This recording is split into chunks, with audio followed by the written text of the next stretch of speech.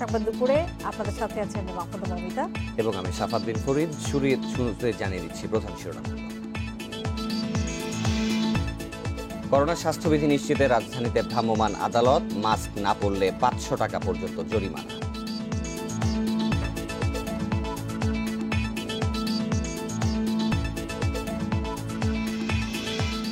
Corona সংক্রমণের 8 মাসেও প্রণোদনার অর্থ পাননি চিকিৎসক স্বাস্থ্যকর্মীরা, সেবা ব্যাহত হওয়ার শঙ্কা।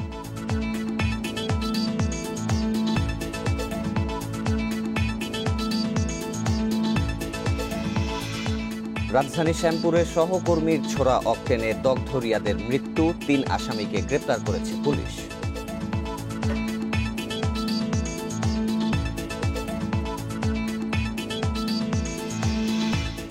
মশক নিধন ঝিমিয়ে পড়ায় খুলনা শহরে বেড়েছে মশার উপদ্রব, করোনার মধ্যেই ডেঙ্গু আতঙ্কে নগরবাসী।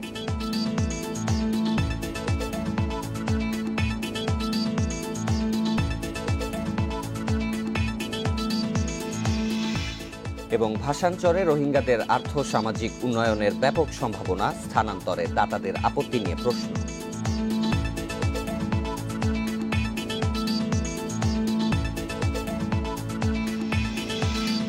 প্রধান শিরোনামগুলো শুনছিলেন, এবারে যাব বিস্তারিত খবরে। জীবনের ঝুঁকি নিয়ে কাজ করা চিকিৎসক ও স্বাস্থ্যকর্মীরা দীর্ঘ 8 মাসেও প্রণোদনা পাননি। করোনায় এ পর্যন্ত মারা গেছেন 108 ডাক্তার সহ 130 স্বাস্থ্যকর্মী। তাই মৃত্যুর আতঙ্ক নিয়েই করোনা রোগীদের চিকিৎসা দিয়ে যাচ্ছেন তারা। কঠিন এ সময়ে প্রতিশ্রুতির বাস্তবায়ন না হওয়ায় আছে হতাশাও। করোনা দ্বিতীয় ঢেউয়ের আগেই পাওনা পরিশোধের দাবি চিকিৎসক সংগঠনগুলোর, না হলে ভেঙে পড়তে পারে চিকিৎসা ব্যবস্থা। প্রকোপের মধ্যেই বিশেষ বিসিএসে করোনা চিকিৎসায় যোগ দেন সাদিয়া। কাজ শুরু হয় শেখ রাসেল গ্যাস্ট্রোলিভার হাসপাতালে। করোনায় সংক্রমিতদের সেবা দিতে গিয়ে আক্রান্ত হন নিজেও। এরপর কেটেছে কয়েক মাস, এখনো পাননি সরকারি প্রণোদনা ও ঝুঁকি ভাতা। ভীতিকর অভিজ্ঞতার সম্মুখীন হয়েছে। এটা মানসিক চাপে ছিলাম, নিজের জন্য পাশাপাশি পরিবারের জন্য। এটা প্রণোদনা হচ্ছে উৎসাহের যোগানদাতা। আসলে এটা এখন আমরা প্রয়োজনের জন্য করছি, যা করছি আমরা এটা আমাদের দেশের জন্য প্রয়োজন। এদিকে করোনায় এরই মধ্যে 108 চিকিৎসক ও 22 স্বাস্থ্যকর্মীর মৃত্যু হয়েছে, আক্রান্ত 8000-এরও বেশি। এই অবস্থায় ঘোষিত অর্থ সহায়তা না পেয়ে বিপাকে অনেকেই। করোনার জন্য যে ডিউটি করছি, আবার ফর্মও পূরণ করছি, কিন্তু আমরা টাকাটা হাতে পাইনি, ওটা পাইনি। আর ওই সম্পর্কে এখন পর্যন্ত কোনো আলোচনা হয়নি। জীবনের ঝুঁকি নিয়ে করোনা চিকিৎসা চালিয়েও প্রণোদনা না পাওয়ায় এখন তারা পড়েছে উদ্বেগে। তাদের মনোবল চাঙ্গা করতে সংক্রমণের দ্বিতীয় ধাক্কা আসার আগেই এ সমস্যার সুরাহা চাইছেন চিকিৎসক সংগঠনের নেতারা। প্রধানমন্ত্রীর নির্দেশমালা দেওয়ার পরেও, অর্থ মন্ত্রণালয় ছাড় করার পরেও কেন বিষয়টি আটকে রয়ে গেল? যত দ্রুত সম্ভব এটি দিতে পারবেন, তত দ্রুতই দ্বিতীয় দফায় এই করোনাকে মোকাবেলা করার জন্য চিকিৎসক এবং স্বাস্থ্যকর্মীরা তাদের মনোবল চাঙ্গা করে, তাদের সাহস নিয়ে তারা ঝাঁপিয়ে পড়ার জন্য প্রস্তুতি নেবেন। মানসম্পন্ন পিপির যে সাপোর্ট এবং ওষুধ সার সরঞ্জামের সাপোর্ট এবং তাদের আবাসন থাকা খাওয়ার সাপোর্ট, এই জিনিসগুলো সাফিসিয়েন্টলি যদি সরকার নিশ্চিত না করে, তাহলে তারা এমনিতেই হতাশ, এবং পাশাপাশি যদি এগুলো সাপোর্ট না থাকলে আসলে এই সেকেন্ড ওয়েভ নিয়ন্ত্রণে এটা একটা নেতিবাচক প্রভাব পড়বে বলে মনে করি। করোনায় মারা যাওয়া সিলেটের ওসমানী মেডিকেলের সহযোগী অধ্যাপক মঈনুদ্দিন আহমেদ ছাড়া আর কোনো চিকিৎসক প্রণোদনা পাননি এখনো। Buddhadeb Kundu, independent news, Dhaka. Corona সংক্রমণ রোধে সবার মাস্ক ব্যবহার নিশ্চিতে রাজধানীতে অভিযান চালাচ্ছে ঢাকা জেলা প্রশাসন। সকাল থেকে রাজধানীর 12টি এলাকায় চলছে এই অভিযানে মাস্ক না পরে চলাচল করায় অনেককেই করা হচ্ছে জরিমানা। 100 টাকা থেকে সর্বোচ্চ 500 টাকা পর্যন্ত জরিমানা করা হচ্ছে। নিম্ন আয়ের লোকদের বোঝানোর পর বিনামূল্যে মাস্ক বিতরণ করা হচ্ছে। সকালে রাজধানীর মোহাম্মদপুর টাউন হল মার্কেট অভিযানের আগে অনেককেই মাস্ক ছাড়াই চলাচল করতে দেখা যায়। পরে অভিযান শুরু হলে পাল্টে যায় চিত্র। জরিমানার ভয়ে পকেট থেকে মাস্ক বের করে পড়তে দেখা যায় পথচারীদের। জেলা প্রশাসনের নির্বাহী ম্যাজিস্ট্রেট ইয়াসমিন মনিরা জানিয়েছেন, টানা 10 দিনের অভিযানে পরিস্থিতির কিছুটা উন্নতি হয়েছে। তবে জরিমানার সমাধান নয়, সচেতন হলেই করোনা সংক্রমণ নিয়ন্ত্রণ রাখা সম্ভব বলে জানিয়েছেন তিনি।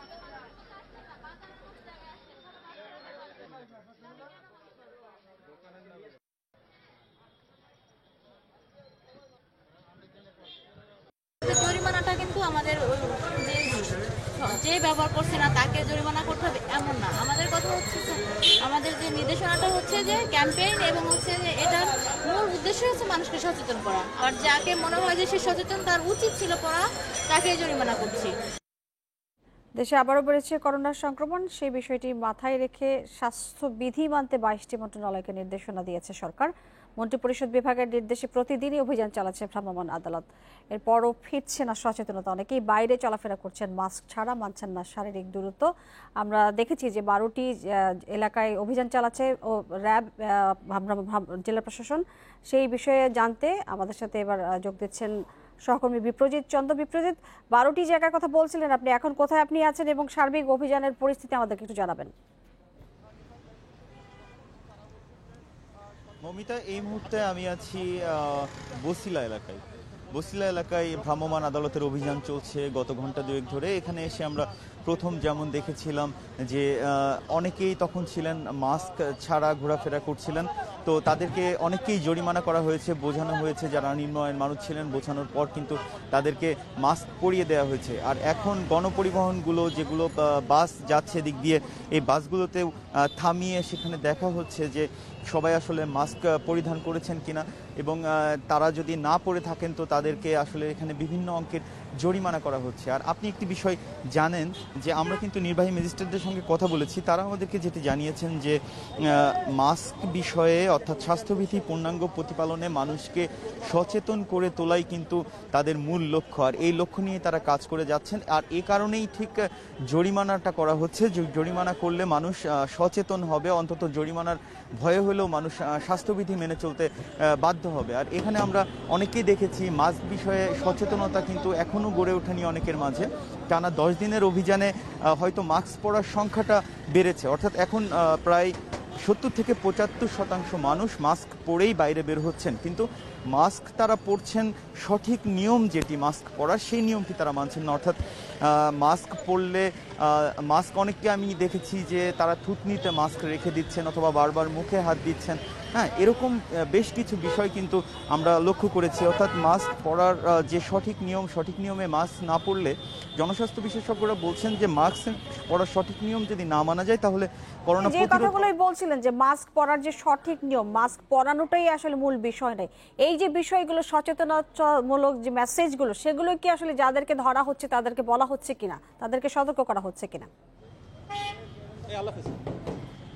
হ্যাঁ, তাদেরকে এ বিষয়ে সচেতন করে দেওয়া হচ্ছে। অর্থাৎ যে মানুষগুলো মাস্ক না পরে এখানে আসছেন, যদি তারা নিম্ন আয়ের হন সেক্ষেত্রে তাদেরকে সতর্ক করে তাদেরকে বুঝিয়ে মাস্ক পরিয়ে দেওয়া হচ্ছে, আর অন্যদেরকে জরিমানা করা হচ্ছে। জরিমানা করার পাশাপাশি তাদের মাস্ক ব্যবহারের সঠিক নিয়ম এবং নিয়মিত মাস্ক পরার যে অভ্যাস গড়ে তোলার বিষয়টি, সে বিষয়ে কিন্তু সতর্ক করে দেওয়া হচ্ছে। এবং স্বাস্থ্যবিধির পূর্ণাঙ্গ প্রতিপালন নিশ্চিত করা যে নিজের জন্যই প্রয়োজন, অর্থাৎ নিজেকে সুরক্ষিত রাখতেই যে ব্যক্তি সচেতনতা বাড়ানো প্রয়োজন, সে বিষয়টি কিন্তু এখানেই নিশ্চিত করা হচ্ছে। আপনি আমার সামনে ক্যামেরায় ছবিতে দেখতে পাচ্ছেন, এখানে নির্বাহী ম্যাজিস্ট্রেট কিন্তু একজনকে বোঝাচ্ছেন, অর্থাৎ তিনি মাস্ক না পরেই এখানে এসেছিলেন, তাকে একটি মাস্ক দেওয়া হয়েছে এবং বুঝিয়ে দেওয়া হচ্ছে মাস্ক ব্যবহারের যে ব্যবহার বিধি এবং এটি ব্যবহার করলে যে তিনি নিজেই সুরক্ষিত থাকবেন, এই বিষয়গুলি কিন্তু তারা এখানে দেখেছি যে মাস্ক নিয়ে যেভাবে আসলে অভিযানে চালানো হচ্ছে এবং সচেতনতার জন্য কাজ করে যাওয়া হচ্ছে, কিন্তু আমরা দেখেছি যে অন্যান্য যে জায়গাগুলোতে সচেতনতার জন্য স্যানিটাইজেশনের যে ব্যবস্থা, সেটাকে গুরুত্ব দেওয়া হচ্ছে কিনা, নাকি শুধু মাস্কের উপরে নির্ভরশীলতা রয়েছে?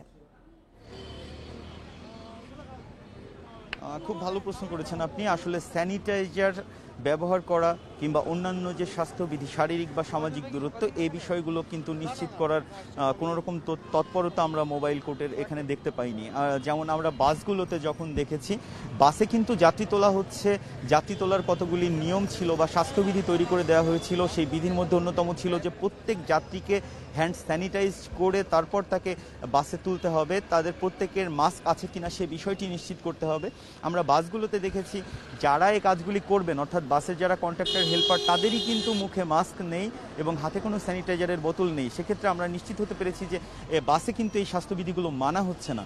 আর এই যে অভিযানটি ভ্রাম্যমাণ আদালত অর্থাৎ যেটি ঢাকা জেলা প্রশাসন পরিচালিত যে অভিযান, এই অভিযানে শুধুমাত্র মাস্ক পরার বিষয়টিকেই গুরুত্ব আরোপ করা হয়েছে। স্বাস্থ্যবিধির যে অন্যান্য বিষয়গুলো রয়েছে সে বিষয়গুলো নিয়ে খুব একটা কাজ করতে কিন্তু আমরা গত 10 দিনে দেখি। বিপ্রজিৎ, আপনাকে ধন্যবাদ। যে 9টি নির্দেশনার কথা বলা আছে সেটির কোনো দৃশ্য আমরা আসলে দেখিনি। ধন্যবাদ আপনাকে আমাদের সাথে যুক্ত হয়ে এই বিষয়ে তথ্য দেওয়ার জন্য।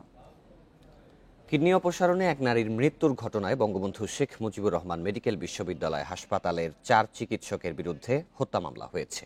নিহত রওশন আরার ছেলে চলচ্চিত্র পরিচালক রফিক শিকদার বাদী হয়ে শুক্রবার শাহবাগ থানায় মামলাটি দায়ের করেন। মামলার আসামিরা হলেন বিএসএমএমইউর ইউরোলজি বিভাগের অধ্যাপক ডক্টর মোহাম্মদ হাবিবুর রহমান দুলাল, একই বিভাগের সহযোগী অধ্যাপক মোহাম্মদ ফারুক হোসেন, চিকিৎসক মোহাম্মদ মোস্তফা কামাল ও চিকিৎসক আল মামুন। এছাড়াও অজ্ঞাত আরও 3 থেকে 4 জনকে আসামি করা হয়েছে। মামলার অভিযোগে বলা হয় 2018 সালের 31 অক্টোবরে বিএসএমএমইউতে ওই নারীর মৃত্যু হয়। ময়নাতদন্ত রিপোর্টে বলা হয় অল অর্গান ড্যামেজ হওয়ার কারণে রওশন আরার মৃত্যু হয়েছে এবং তার 2টি কিডনি সার্জিক্যালি অপসারণ করা হয়েছে। রওশন আরার মৃত্যুর 2 বছর পর শাহবাগ থানায় মামলাটি দায়ের করা হয়।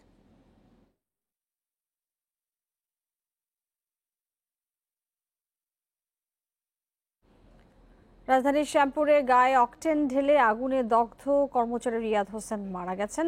রাত 12:30টার দিকে শেখ হাসিনা বার্ন ইনস্টিটিউটে চিকিৎসাধীন অবস্থায় তিনি মারা যান।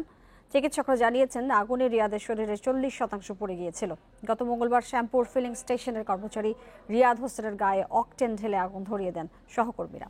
পরে দগ্ধ অবস্থায় রিয়াদকে শেখ হাসিনা জাতীয় বার্ন ইনস্টিটিউটে ভর্তি করা হয়েছে। এই ঘটনায় রিয়াদের বাবা শ্যামপুর থানায় একটি মামলা দায়ের করেন। বৃহস্পতিবার মামলার 3 আসামি ইমন, ফাহাদ, শহীদুলকে আটক করে পুলিশ।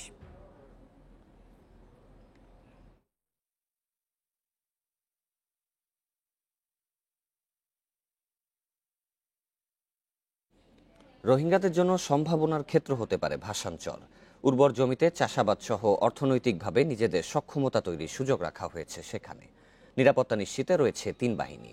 মূল ভূখণ্ডের সঙ্গে যোগাযোগ সহজ করতে তৈরি হচ্ছে জেটি। তারপরও দাতারা নিজ স্বার্থেই রোহিঙ্গা স্থানান্তরের বিরোধিতা করছে বলে মত বিশেষজ্ঞদের। সন্দ্বীপ থেকে প্রকল্প এলাকার দূরত্ব 4.5 নটিক্যাল মাইল। যেতে সময় লাগে মাত্র 1 ঘন্টা। এছাড়া জাহাঙ্গীর চর থেকে 11, হাতিয়া থেকে 13, নোয়াখালী থেকে 21 এবং চট্টগ্রামের পতেঙ্গা পয়েন্ট থেকে মাত্র 28 নটিক্যাল মাইল দূরে অবস্থান দ্বীপটির। যোগাযোগের জন্য আছে পরিকল্পিত ব্যবস্থা। তারপরও দাতারা কেন রোহিঙ্গা স্থানান্তরে আপত্তি জানাচ্ছেন তার উত্তর খুঁজে পাচ্ছেন না বিশেষজ্ঞরা। সরজমিনে ভাসানচর পরিদর্শনে আসা দলে ছিলেন ঢাকা বিশ্ববিদ্যালয়ের বিভিন্ন বিভাগের শিক্ষক ছাড়াও গবেষণা দলের প্রতিনিধিরা। তারা যাচাই করেছেন কক্সবাজার আশ্রয় শিবিরের সঙ্গে এখানকার পার্থক্য। এ প্রকল্পে শুধু অবকাঠামো নয়, রোহিঙ্গাদের জীবিকার জন্য রাখা হয়েছে ব্যবস্থাও। পাইলট প্রকল্প হিসেবে পালন করা হচ্ছে 6000 মহিষ, কয়েকশো ভেড়া ও হাঁস মুরগি। নানা ফল ও ফসলের আবাদ করছে নৌবাহিনীর সদস্যরা। চাষের জন্য আছে পুকুর। ক্ষুদ্র কুটির শিল্প প্রকল্পেও যুক্ত হতে পারে রোহিঙ্গারা।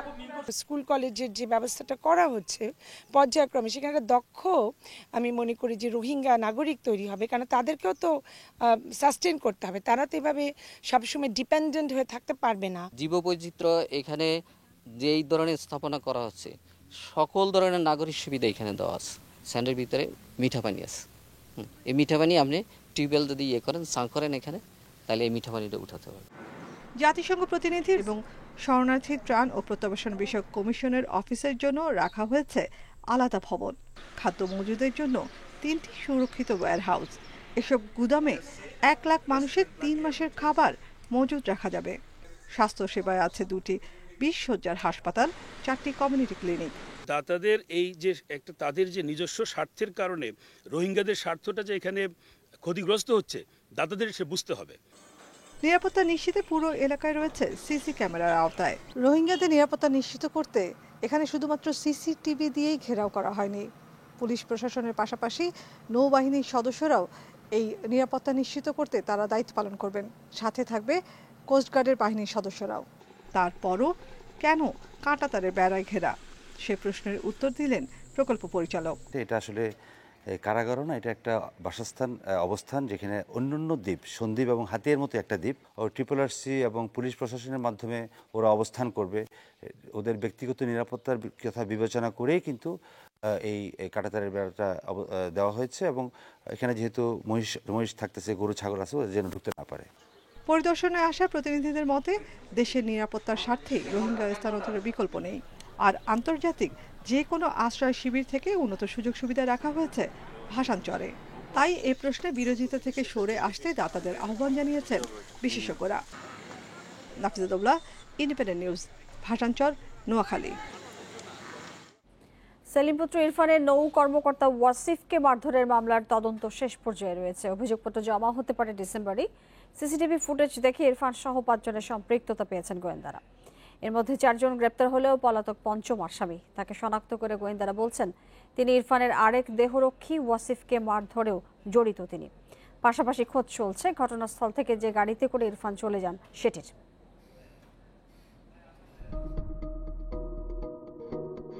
25 অক্টোবর সন্ধ্যা 7:37 সিসি ক্যামেরার ফুটেজে দেখা যাচ্ছে রাজধানীর ধানমন্ডির ল্যাবেইড হাসপাতালের সামনে একটি ল্যান্ড ক্রুজার গাড়িতে উঠছেন ঢাকা 7 আসনের সংসদ সদস্য হাজী সেলিমের ছেলে ইরফান সেলিম। তিনি বেরিয়ে গেলে সেখানে আসে একটি ল্যান্ড রোভার। সে গাড়িতে উঠে তাকে অনুসরণ করে 4 ব্যক্তি। 7:45 সেই ল্যান্ড রোভার গাড়িটি ধাক্কা দেয় নৌ কর্মকর্তা ওয়াসিফের মোটরসাইকেলে। ওয়াসিফ নিজের পরিচয় দিলেও গাড়ি থেকে নেমে তাকে গালাগাল করেন সেই 4 ব্যক্তি। পরে তাদের গাড়ি কলাবাগান বাস স্ট্যান্ড সিগন্যালে দাঁড়ালে সেখানে এসে গাড়ির জানালায় নক করেন ওয়াসিফ। এর পরপরই শারীরিক নির্যাতনের মুখে পড়েন তিনি। পরে ল্যান্ড ক্রুজারে চড়ে সেখান থেকে চলে যান ইরফান সহ 4 জন। এই ঘটনায় মামলা হলে একে একে গ্রেপ্তার হন ইরফান সেলিম, মদিনা গ্রুপের protocol officer A B Siddiqui Dipu, দেহরক্ষী জাহিদ মোল্লা ও গাড়ি চালক মিজানুর রহমান। সিসি ক্যামেরার ফুটেজ দেখে গোয়েন্দারা বলছেন 2 গাড়িতে আরোহী ছিলেন 5 জন। নৌ কর্মকর্তাকে মারধরের ঘটনায় তাদের সবারই সম্পৃক্ততা রয়েছে। তাদের মধ্যে এখনো পলাতক ইরফানের আরেক দেহরক্ষী। তদন্ত করে বের করেছি, তো যেহেতু তাকে আমরা এখনো ধরতে পারিনি, তো সেই জন্যই আমরা তার নামটা বলবো না। ওখানে মারামারিতে আরেকজন সম্পৃক্ত ছিল, আমরা তাকে অ্যারেস্ট করার চেষ্টা করছি। তদন্তে আসামিদের বিরুদ্ধে মারধরের অভিযোগ প্রমাণ হয়েছে বলে জানাচ্ছে গোয়েন্দারা। এসব তথ্য প্রমাণ সহ ডিসেম্বরেই অভিযোগপত্র জমা হতে পারে বলেও জানাচ্ছে ডিবি। চার্জশিট দেওয়ার আগ পর্যন্ত তো এটা তদন্ত প্রক্রিয়ার কাজ চলবে। তো যেহেতু 164 একটা হয়েছে, তো অপরাধ তো প্রমাণিতই হয়েছে। অপরাধ প্রমাণ না হলে তো তারা 164 করতো না। তারা নিজেকে স্বীকার করেছে, এবং দেখি আরও সামনে আমরা এটা নিয়ে কাজ করছি। এ ঘটনায় গ্রেপ্তার হওয়া আসামিদের মধ্যে দেহরক্ষী জাহিদ এরই মধ্যে দায় স্বীকার করে আদালতে জবানবন্দি দিয়েছেন। Masudur Rahman, independent news, Dhaka. খুলনা নগরীতে মশা নিধন কার্যক্রম ঝিমিয়ে পড়ায় বাড়ছে মশার উপদ্রব। দিনে রাতে মশার যন্ত্রণায় অতিষ্ঠ নগরবাসী। করোনা পরিস্থিতির মধ্যে এখন ডেঙ্গু আতঙ্কে উদ্বিগ্ন নগরবাসী। তবে সিটি কর্পোরেশন বলছে মশা নিয়ন্ত্রণে নেওয়া হয়েছে ক্রাশ কর্মসূচি। গত বছর অক্টোবরে খুলনায় ডেঙ্গুর প্রকোপ বেড়ে যায়। 2 মাসে ব্যাপক আকারে ছড়িয়ে পড়ে এডিস মশা। সে সময় খুলনা জেলায় ডেঙ্গু আক্রান্ত হন 2095 জন এবং মারা যান 26 জন। এবারও একই আতঙ্কে নগরবাসী। বর্ষা মৌসুম এবং ড্রেন নির্মাণের কারণে 3 মাস ধরে নগরীতে মশা নিধন কার্যক্রম অনেকটা ঝিমিয়ে পড়েছে। এতে বেড়েছে মশার উৎপাত। করোনা এবং ডেঙ্গু দুটো নিয়েই বর্তমানে হচ্ছে কি আমাদের উদ্বেগের কারণ, এবং দুটোই হচ্ছে গিয়ে নগরবাসীর জন্য ভোগান্তির কারণ হচ্ছে, এবং খুবই অতিষ্ঠের মধ্যে আমরা আছি। আমরা বেশ আতঙ্কিত যে আমরা এবছর আবার ডেঙ্গুতে আক্রান্ত হয়ে আমাদের খুলনার অনেক লোক মারা যায় কিনা। স্বাস্থ্য বিভাগ বলছে মশার উপদ্রব বাড়ার সঙ্গে সঙ্গে ডেঙ্গুর প্রাদুর্ভাব দেখা দিতে পারে, তাই চিকিৎসার জন্য নেওয়া হয়েছে আগাম প্রস্তুতি।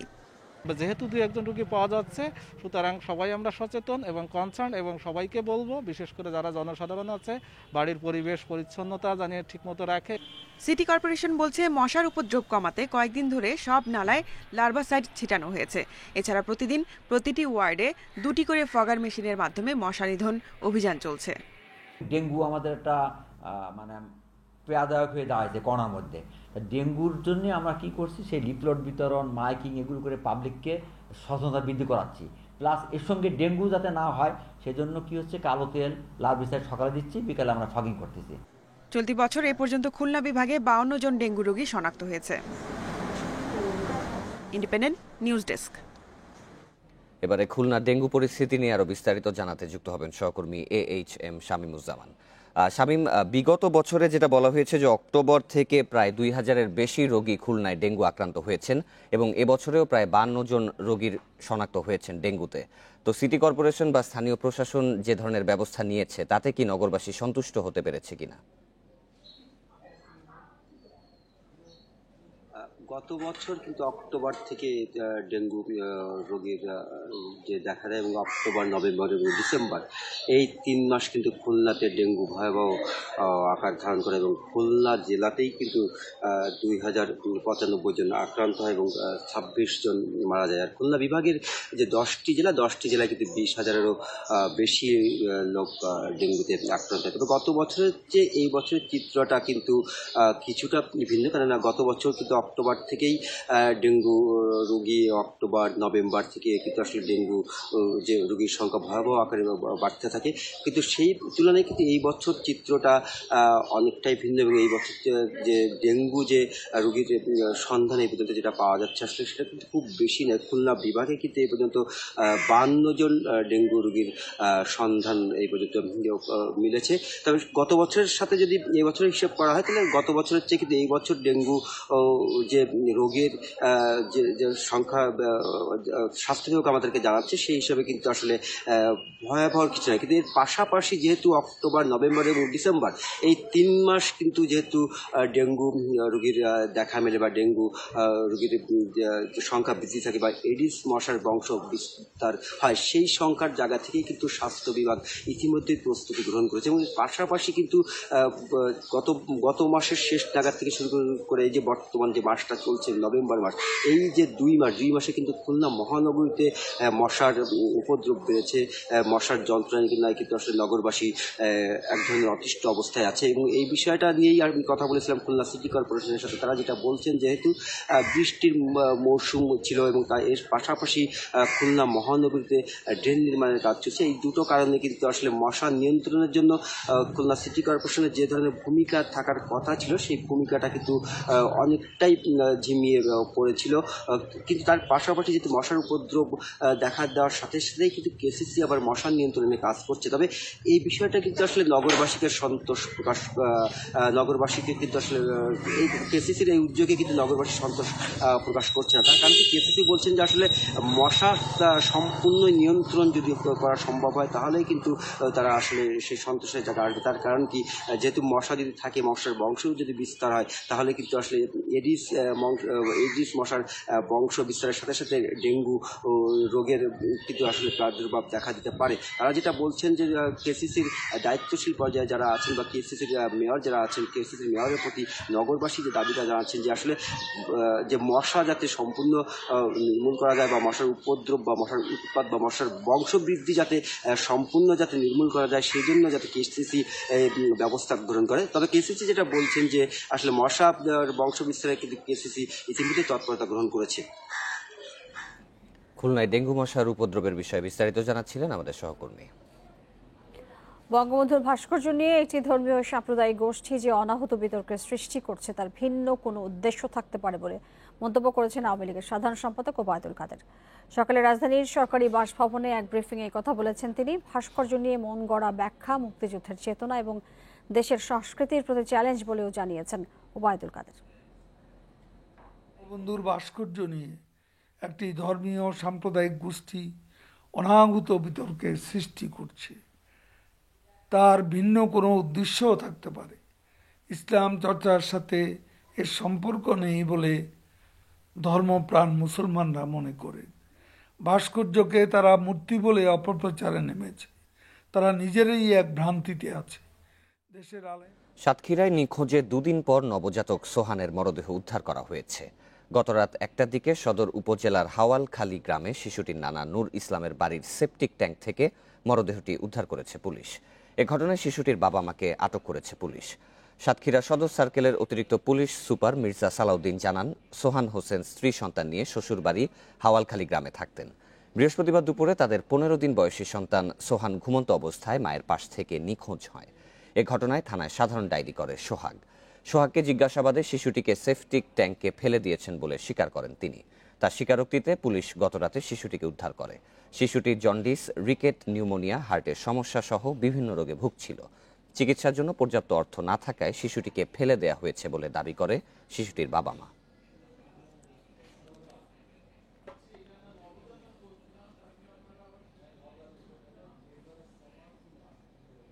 আপনারা আছেন বিরতিহীন সংবাদ দুপুরের সাথে। এছাড়া আরো থাকছে বিশ্বে করোনায় একদিনে আরো 10,800 প্রাণহানি। গত 24 ঘন্টায় নতুন শনাক্ত 6 লাখেরও বেশি।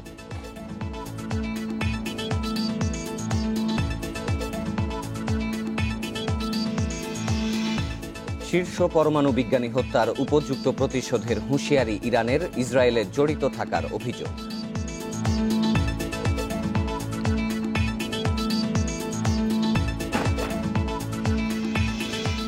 নরসিংদীর পাইকারি বাজারগুলোতে সরবরাহ বেড়েছে শীতকালীন সবজির। এতে কমে এসেছে সব ধরনের শাকসবজির দামও।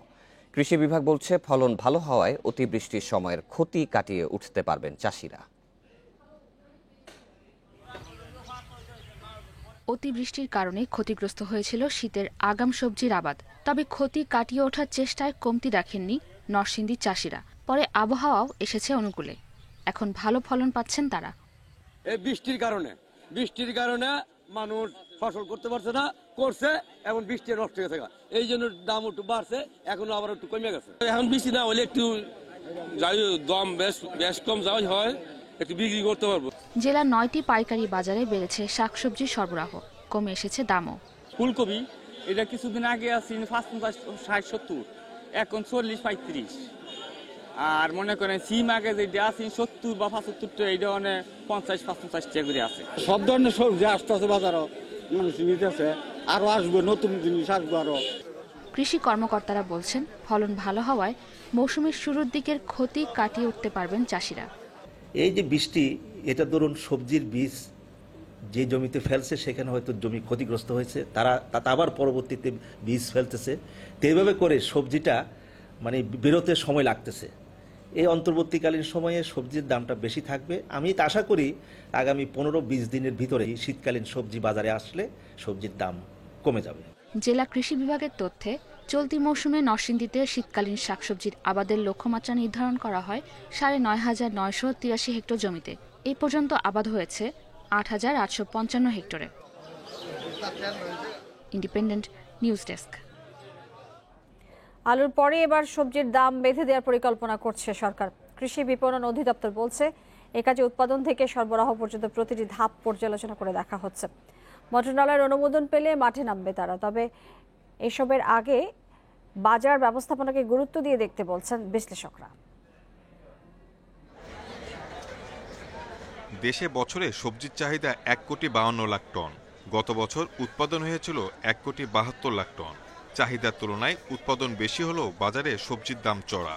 তবে শীতের সবজি বাজারে আসায় দাম কিছুটা কমেছে। বাজার বিশ্লেষণে দেখা গেছে বেশিরভাগ সময় কোনো কারণ ছাড়াই সবজির দাম বেড়ে যাচ্ছে।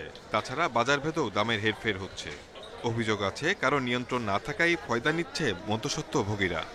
আমরা এই মুহূর্তে শাকসবজি 12টি শাকসবজির আমরা উৎপাদন খরচ নির্ধারণ করেছি। বাকি শাকসবজি যেগুলো আছে সেগুলোরও কিন্তু আমরা উৎপাদন খরচ নির্ধারণ করে আমরা মন্ত্রণালয়ের সাথে এবং অন্যান্য স্টেক হোল্ডার যারা আছে তাদের সাথে এবং স্থানীয় প্রশাসনের সাথে আমরা বসবো। প্রয়োজনে আমরা কৃষকদেরকেও আমরা মূল্য সহায়তা দিব।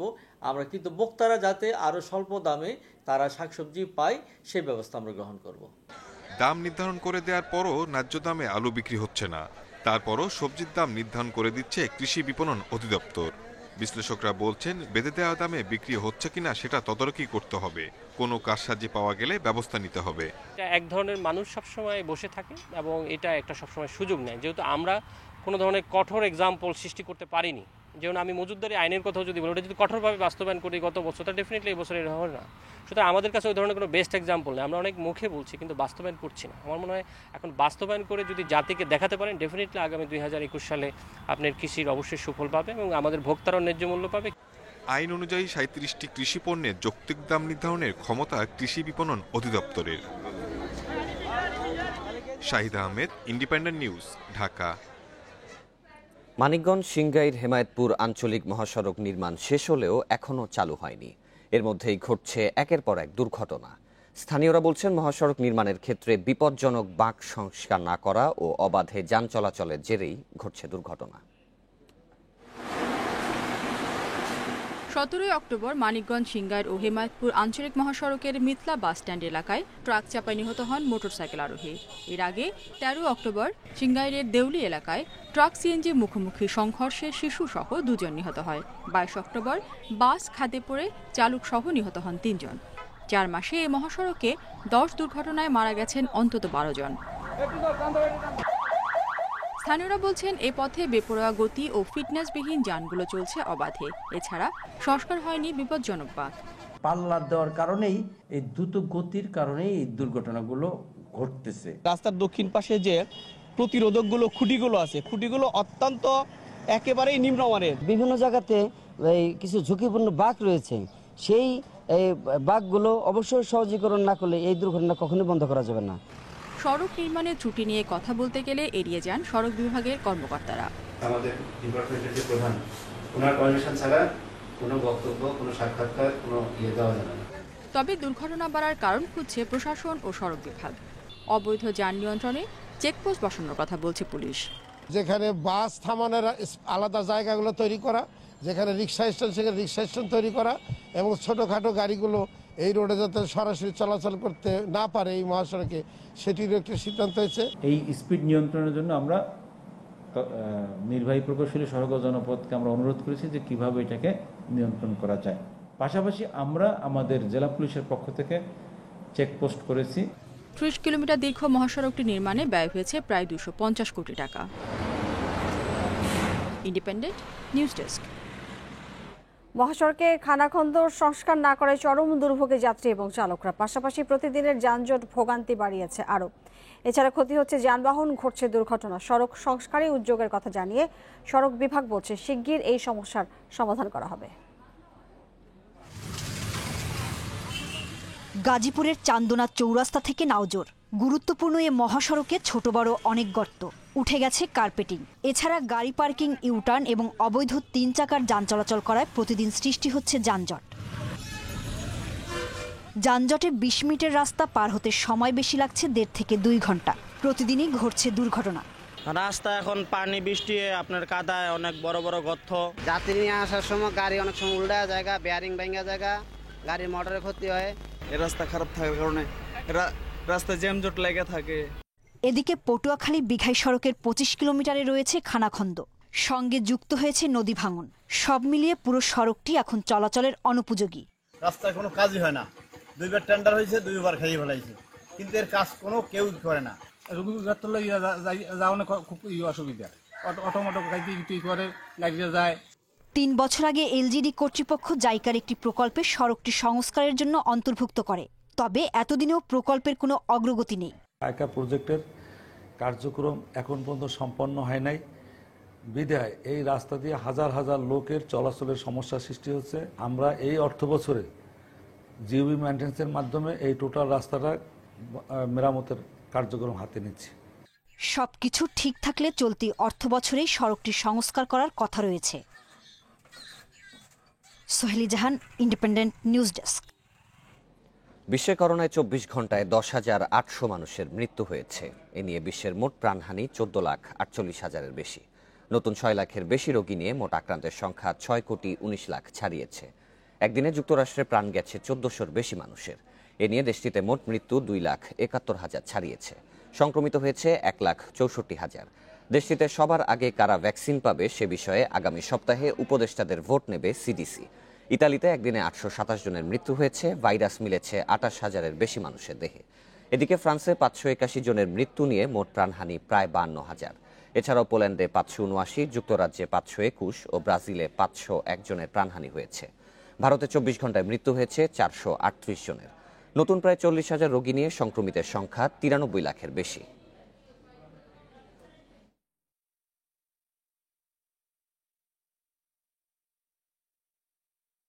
ইরানের শীর্ষ পরমাণু বিজ্ঞানী মোহসেন ফখরিজাদে হত্যার কঠোর প্রতিশোধ নেওয়ার হুঁশিয়ারি দিয়েছে তেহরান। এই হত্যাকাণ্ডের জন্য ইসরায়েলকে দুষছে দেশটি। হামলার পেছনে বিদেশি রাষ্ট্রের মদত রয়েছে বলে অভিযোগ ইরানের পররাষ্ট্রমন্ত্রী জাভেদ জাফরির। শুক্রবার দামাবন্দ এলাকায় মহসিন ফখরিজাদের গাড়ি লক্ষ্য করে গুলি চালায় সন্ত্রাসীরা। এ সময় তার দেহরক্ষীর সাথে গোলাগুলি হয় হামলাকারীদের। গুরুতর আহত অবস্থায় হাসপাতালে নেওয়া হলে চিকিৎসকরা ফখরিজাদিকে মৃত ঘোষণা করেন। এ হত্যাকাণ্ডের তীব্র নিন্দা জানিয়ে এতে বিদেশি রাষ্ট্রের মদদ রয়েছে বলে অভিযোগ করেন ইরানের পররাষ্ট্রমন্ত্রী। সেই সাথে এই হত্যাকাণ্ডের উপযুক্ত প্রতিশোধ নেয়ার হুঁশিয়ারি দিয়েছেন ইরানের সশস্ত্র বাহিনীর চিফ অব স্টাফ ও ইসলামী বিপ্লবী গার্ড বাহিনীর প্রধান। ইরানের শীর্ষ পরমাণু বিজ্ঞানী এবং ইসলামিক রেভলিউশনারি গার্ড কোরের জ্যেষ্ঠ কর্মকর্তা ছিলেন ফখরিজাদে। এছাড়াও ইরানের অস্ত্র কর্মসূচিতে প্রধান ভূমিকা পালনের পাশাপাশি ইরানের প্রতিরক্ষা সক্ষমতাকে এ পর্যায়ে নিয়ে আসার পেছনেও গুরুত্বপূর্ণ অবদান ছিল তার। এর আগে 2010 থেকে 2012 সালের মধ্যে ইরানের 4 জন পরমাণু বিজ্ঞানী নিহত হন। ইরান সেসব হত্যাকাণ্ডের পেছনে ইসরায়েলের সংশ্লিষ্টতার অভিযোগ করেছে। মহসিন ফখরিজাদে ইরানের গোপন পরমাণু কর্মসূচির প্রধান ছিল বলে মনে করে পশ্চিমা গোয়েন্দা সংস্থাগুলো, আর তাকে ইরানের বোমার জনক বলে আখ্যা দেন কূটনীতিকরা। Sadia Afrin, independent news. সংবাদ দুপুরে আরো যা থাকছে। আগামী জুড়ে দেশের প্রেক্ষাগৃহে হিন্দি চলচ্চিত্র বছরে 10টি সিনেমা আনতে চায় প্রদর্শক সমিতি।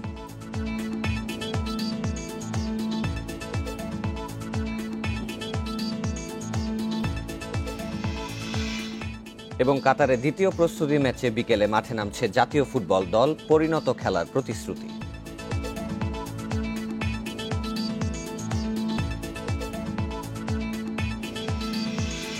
দু সালের মাঝামাঝিতে দেশের প্রেক্ষাগৃহে মুক্তি পেতে পারে ভারতীয় সিনেমা। বছরে 10টি হিন্দি ভাষার চলচ্চিত্র আমদানির আবেদন জানিয়েছে প্রদর্শক সমিতি। তথ্য মন্ত্রণালয় এ বিষয়কে ইতিবাচক ইঙ্গিত দিয়েছে। তবে চলচ্চিত্র সংশ্লিষ্টরা বলছেন দেশে হিন্দি ছবির বাজার তৈরির উদ্দেশ্য সফল হবে না।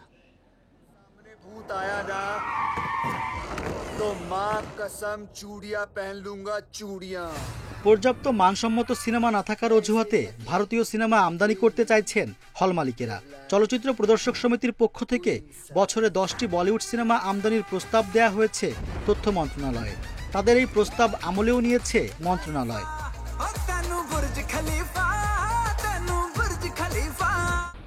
প্রদর্শক সমিতির মতে মৃতপ্রায় প্রেক্ষাগৃহগুলোতে অক্সিজেন যোগাবে ভারতীয় সিনেমা। তবে এসব হল যে বলিউডের উন্নত প্রযুক্তির সিনেমা প্রদর্শনের উপযুক্ত নয়, এটাও মানছেন তারা। আমাদের ব্যবসা তো খুলে রাখতে হবে, আমাদের ব্যবসা তো আমাদের করতে হবে। তাহলে আমাদের কি করতে হবে? কারণ সিনেমা যদি একবার বন্ধ হয়ে যায় তাহলে সব সারা বাংলাদেশ সিনেমা বলে আবার বন্ধ হয়ে গেলে খোলার জন্য খুব মুশকিল হয়ে দাঁড়াবে। তার জন্য আমরা মন্ত্রী মহোদয়ের কাছে আমরা আবেদন জানিয়েছি যে এই সময়ে বাইরে থেকে ছবি এনেও আমাদের সিনেমাগুলো টিকানোর জন্য। একসময় চলচ্চিত্র পরিচালক সমিতি ভারতীয় ছবি আমদানির বিপক্ষে থাকলেও প্রেক্ষাপট বিবেচনায় সিনেমা আমদানিতে সায় দিয়েছে তারা। তবে প্রদর্শনের ক্ষেত্রে দেশের সিনেমাকে প্রাধান্য দেওয়ার দাবি তাদের। নির্দিষ্ট সময়ের জন্য কতটা ছবি আনা যায় যাতে আমাদের চলচ্চিত্রের কোনোভাবে কোনো ক্ষতি না হয়, সেই দিকটিকে প্রাধান্য দিতে হবে। ভারতীয় ছবি আমদানিতে সম্ভাবনা ও শঙ্কা দুটোই দেখছেন চলচ্চিত্র সমালোচকরা। তারা মনে করছেন যে উদ্দেশ্যে বলিউডের ছবি আমদানি করা হবে সেই উদ্দেশ্য পূরণ হবে না। প্রবেশদ্বার যে উন্মোচন হচ্ছে সেটা করার সাথে সাথে বাংলাদেশ সরকারের বা নীতি নির্ধারণী পর্যায়ের উচিত হবে তাদের উপর এমন কর বা ট্যাক্স এমনভাবে সেটা আরোপণ করা যেন বাংলাদেশের স্থানীয় যে বাজার, স্থানীয় যে চলচ্চিত্র সেটা যেন একটা প্রতিরক্ষা পায় এবং তার জন্য একটা প্রোটেকশন থাকে। তথ্য মন্ত্রণালয়ের অনুমতি পেলে 2021 সালের মাঝামাঝিতে আমদানি করা হবে ভারতীয় সিনেমা।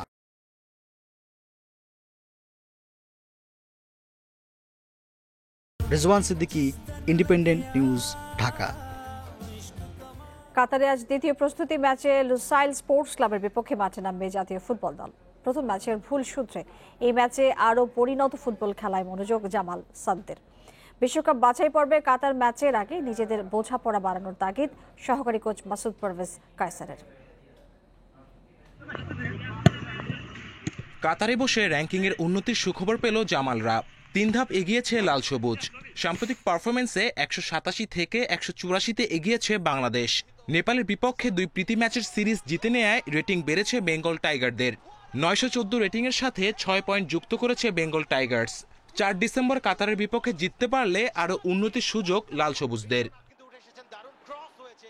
মূল অ্যাসাইনমেন্টের আগে শনিবার গা গরমের ম্যাচে প্রতিপক্ষ লুসাইল স্পোর্টস ক্লাব। প্রথম প্রস্তুতি ম্যাচে কাতার সেনাবাহিনীর বিপক্ষে এগিয়ে গিয়েও হারতে হয়েছে, তাই এই ম্যাচে অস্বস্তি ঘুচানোর সুযোগ। নিজেদের মধ্যে বোঝাপড়া বাড়াতে মাঠের আয়তন ছোট করে ম্যাচ খেলে দ্বিতীয় ম্যাচটিকে প্রস্তুতির শেষ মঞ্চ হিসেবে দেখছেন সহকারী কোচ। কাতার ম্যাচের আগে নিজেদের মধ্যে বোঝাপড়ায় তাগিদ দিয়েছেন মাসুদ পারভেজ কায়সার। কাতার ম্যাচের আগে আমরা আরেকটা ফ্রেন্ডলি ম্যাচ খেলার সুযোগ পাচ্ছি আগামীকাল। এই ম্যাচের যেটা আমাদের উদ্দেশ্য থাকবে যে কাতারের সাথে আমরা কিভাবে ম্যাচটা খেলবো। বরাবরের মতো কাতারের ম্যাচের পূর্বে আসলে টোটাল প্রিপারেশনটা কেমন কালকের ম্যাচে সেটা আমরা করার ট্রাই করব। এরই মধ্যে কাতার পৌঁছেছেন নাবিব নেওয়াজ জীবন, উতরে গেছেন কোভিড টেস্টে। Kamrul Hasnat, independent news, Dhaka. লা লিগায় রাতে মাঠে নামবে রিয়াল মাদ্রিদ।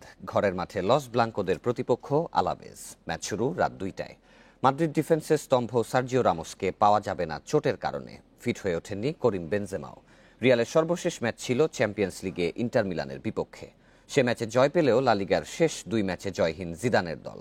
আলাভেজের বিপক্ষে তাই জিততে মরিয়া তারা। এদিকে একই সময় ফ্রেঞ্চ লিগ 1-এ মাঠে নামবে PSG.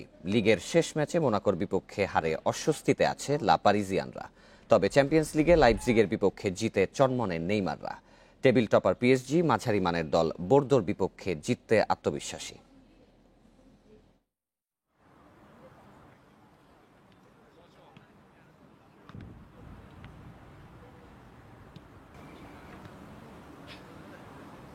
Il va faire entraînement aujourd'hui et il peut jouer. আমাদের আক্রমণ ভাগ খুব শক্ত, তবে বোর্দো রুখে দিতে সক্ষম। দলটির মাঝে শৃঙ্খলা আছে। কঠিন এক লড়াই অপেক্ষা করছে পিএসজির জন্য। মিলানের বিপক্ষে চ্যাম্পিয়ন্স লিগে আমরা যে পারফরমেন্স করেছি সেটি ধরে রাখতে চাই। লা লিগার প্রতিটি ম্যাচ ফাইনালের মতো গুরুত্ব দিয়ে খেলতে চাই। 3টি পয়েন্ট খুব গুরুত্বপূর্ণ। আর্জেন্টাইন মহাতারকা মারাদোনার বিদায়ে এখন অশ্রুসিক্ত বিশ্ব ক্রীড়াঙ্গন।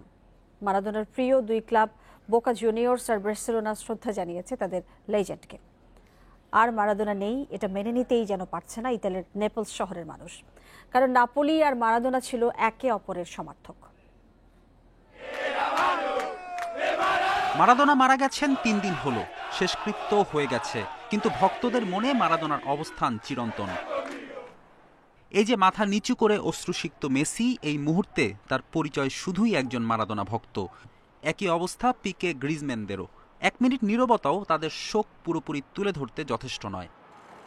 কালে কালে কত মহাতারকা পেয়েছে বার্সেলোনা, কিন্তু ন্যু ক্যাম্পে মারাদোনার পদধূলি ছিল বিশেষ কিছু। ফ্রি ট্রান্সফারে এসে মাত্র 2 বছর কাতালান ক্লাবে খেলেছেন আর্জেন্টাইন তারকা। এরপর নাপোলিতে গিয়ে হয়েছেন রূপকথার নায়ক। মারাদোনার সঙ্গে আজন্ম প্রেম নাপোলির। নেপলস শহর পুরোটাই এখন মারাদোনাময়। ফুটবল মানচিত্রে নাপোলির যা কিছু সাফল্য তা ওই মারাদোনার কল্যাণে। অর্থের পেছনে না ছুটে নিচের সারির দলটিকে বিশ্বমানের কাতারে আনাতেই আনন্দ খুঁজেছেন মারাদোনা। জিতিয়েছেন সেরিয়া, কোপা ইতালিয়া আর ইউএফা কাপ। মারাদোনা আমাদের কাছে সবকিছু। আমাদের আবেগ, ভালোবাসা জড়িয়ে আছেন তিনি। তার মতো আর কেউ কখনো আসবে না। মারাদোনা আমাদের প্রতীক। তার কিছু সমস্যা ছিল, কিন্তু সেসব মুখ্য নয়। তিনি আমাদের যে আবেগ, আনন্দ আর সুন্দর মুহূর্ত উপহার দিয়েছেন, সেজন্য চিরদিন হৃদয়ে থাকবেন। মারাদোনাকে ঘিরে শোকের মাতম চলবে। মারাদোনা মানেই নেপলস। মারাদোনার প্রাণের ক্লাব বোকা জুনিয়র্সও নীরবতার মধ্য দিয়ে শ্রদ্ধা জানায়। কেরিয়ার শুরুর লগ্নে বোকা জুনিয়র্সে মারাদোনার উত্থান, আবার পেশাদার ফুটবলের শেষটাও এখানেই। সর্বকালের সেরা ফুটবলারের বিদায় মেনে নিতে পারছেন না হালের 2 সেরা কোচ জিদান ও ক্লপ। কেউ পেলে, ক্রুইফ কিংবা মেসি, রোনালদোকে নিয়ে আলোচনা করে।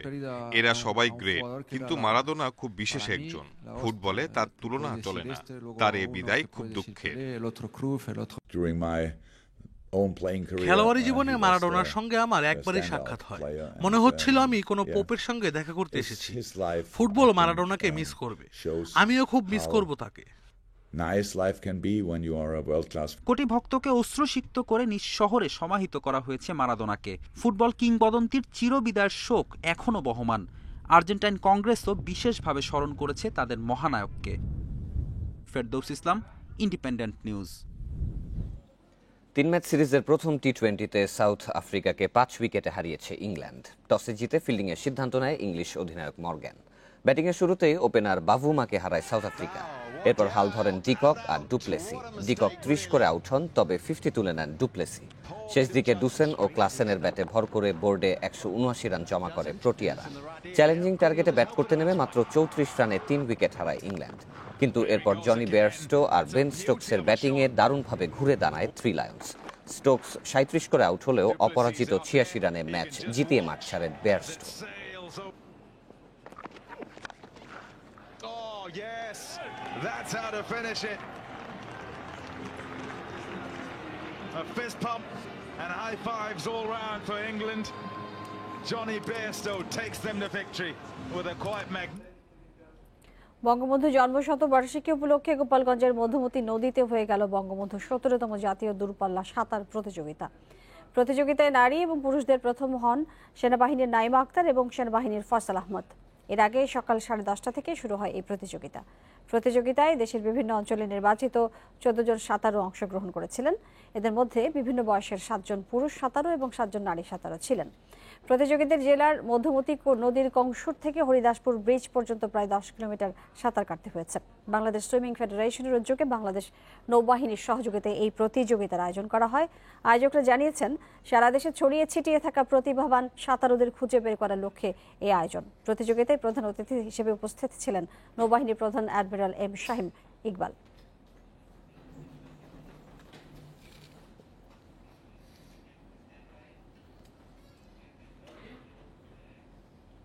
আর এই ছিল আজকের বিরতিহীন সংবাদ দুপুরে। ইন্ডিপেন্ডেন্ট টেলিভিশনের সব খবর আরও বিস্তারিত জানতে চোখ রাখুন ফেসবুক, ইউটিউব এবং টুইটারে। ধন্যবাদ সবাইকে।